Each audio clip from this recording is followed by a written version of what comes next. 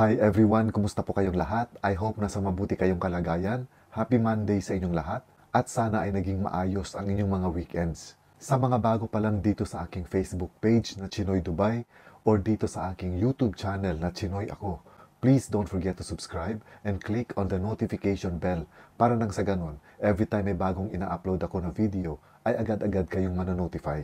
At dun sa mga nagfa-follow sa aking Facebook page na Chinoy Dubai, kung napansin ninyo, nag-post ako ng aking mga graduation videos. Kung kaya medyo napuyat din ako kagabi dahil kagabi ginanap yung aming graduation dito sa Dubai. But anyway, ang pag-uusapan natin ngayon ay tungkol sa kasakiman. Ito ang kwento ng mag-ina na galing Japan na kung saan nahukay yung mga bangkay nila sa lugar na malapit sa bahay ng mismong kaanak nila. Ang tinutukoy ko ay si Lori Litada, isang 56 years old na Pilipina at ang kanyang anak na si Mai Motegi na 26 years old. Ang kwento kasi dito, dumating ng Pilipinas ang mag-inang ito noong February 20. Pagkatapos noon ay dumiretso sila at doon sila nakituloy sa kanyang kapatid na si Ligaya, Pahulas. Pero parang ang nangyari yata kinabukasan ay hindi na nakita pa ang mag-inang ito. Matagal na pinaghahanap ang bangkay ng mag-ina. Halos umabot ng 1 buwan bago matagpuan kung saan inilibing yung mga bangkay ng mag-ina. Pakinggan na muna natin yung kwento ng isa pang kapatid nila na lalaki. Ito yung interview ni Master Ring Ring ng Master Ring Ring Channel sa mismong kapatid na lalaki ng biktima. Patay po sa kwento ng aking pamangkin at siya po yung nagsundo sa airport at hinatid po sa Tayabas. Opo. Galing po silang Japan yung mag-ina. Pagdating po nila sa Tayabas noong February 19, doon po sila tumuloy sa panganay naming kapatid, Opo. kay Ate Ligaya.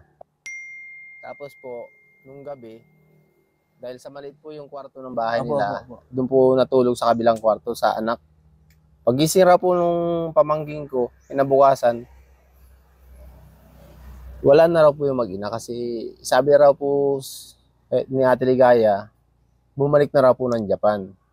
Nagpahatid po sa crossing sa Tayabas. Dumaan po kami sa PNP Tayabas. Tinanong po namin yung kasama sa nag-investigador doon. Sabi ko sa kanya, "Sir, totoo po bang napablatter po dito yung pamangkin ko?" Sabi, "Oo, totoo." Tapos, kasama rin po ba kayo, sir, doon sa nag-investiga sa bahay nung ano? Oo. Kaya lang ay wala kaming nakita roon. Tapos wala rin pong naabutan na yung may-ari ng bahay. Si Ate Ligaya at saka yung Charlie. Wala po kasing tao doon. Sabi nung hindi na po kami tumuloy din sa bahay. Sa bahay po na yun. Ang nakita ko po doon sa February 21, nalaman ko po siya, tumawag sa akin yung pamangkin ko,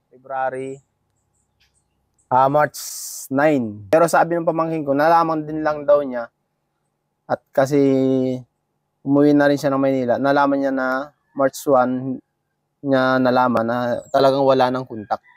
Wala pa naman po kaming sinasabing gano'n na nangyari kasi baka po nagbakasyon lang yung mag-ina kung saan. Huling communication po namin sa chat, February 23. Kaya medyo nag-aalala, sobrang pag-aalala na rin po namin lahat po kami dito, na-alarma na rin po kung nasan ba yung kapatid na. Kaya po yun umuwi dito. Is bibili po na siya ng bahay at lote. Dito po sa bayan ng San Narciso. May babayaran po siyang bahay. Sabihin, mayroon pong dala-dalang pera po yung Yun kapatid. po. Isa rin po yun sa namin. Baka isa rin po yung naging daan ng Montego. Kaya sila Opo. Dahil po, alam ba, kung sa bahay po na kanilang pinagtuluyan, kung mayroon pong nakatik-tik po doon, siyempre galing po sa abroad yung inyong kapatid. Na ganun po yung nangyari. Palagay niyo po kaya may case na gano'n?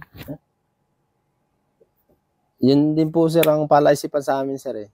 Pero isa na rin po yun sa iniisip namin, sir. Sana po ba kayo nakalapit kaya na kaya makatulong po sa inyo? Na na rin po ako, sir, kay Sir PV Baconyo. Nakalapit na rin po kayo sa doon. News TV. Wala pang update, wala pang balita? Wala pa rin po. hindi pa po na papawag. Tinulungan din po ako ni Sir PV na lumapit sa NBI. Opo. Meron na rin po siyang binigay sa amin. Ano po yung mga aksyon na ginawa nyo? Katulad po ng halimbawa, kasi yung iba, pag mga ganong missing po, meron pong nilalagay na mga yung picture po ng inyong pamangkin at yung ate na pinapadikit po sa mga bawat bayan po kung saan po sila nawawala.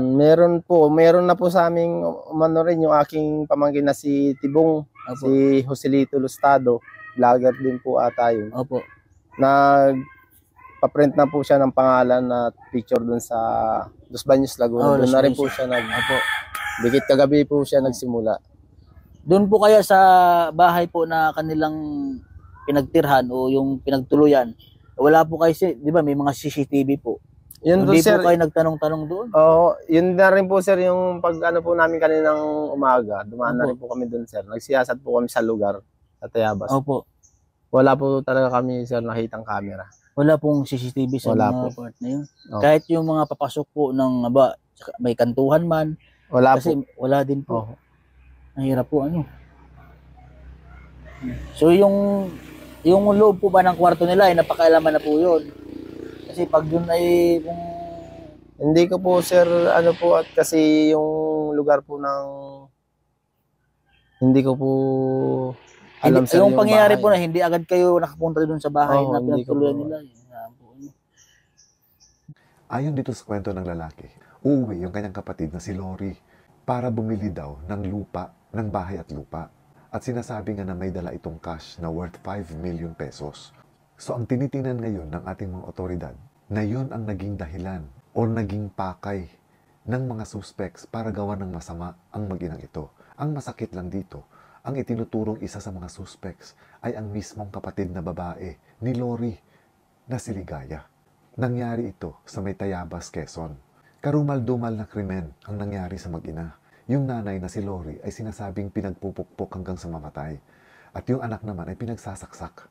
But in a twist of fate, siguro dahil na rin na konsensya, yung mismong kapatid ni Lori na si Ligaya.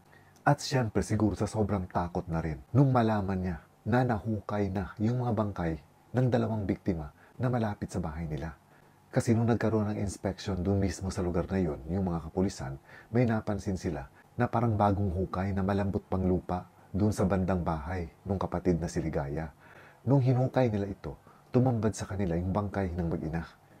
At lumabas din sa CCTV na nakita doon na kung saan sumakay ng tricycle itong si Ligaya at may 3 pa siyang kasama. Isa na dito yung sinasabing asawa niya na kinakonsider na rin ng mga suspects ngayon.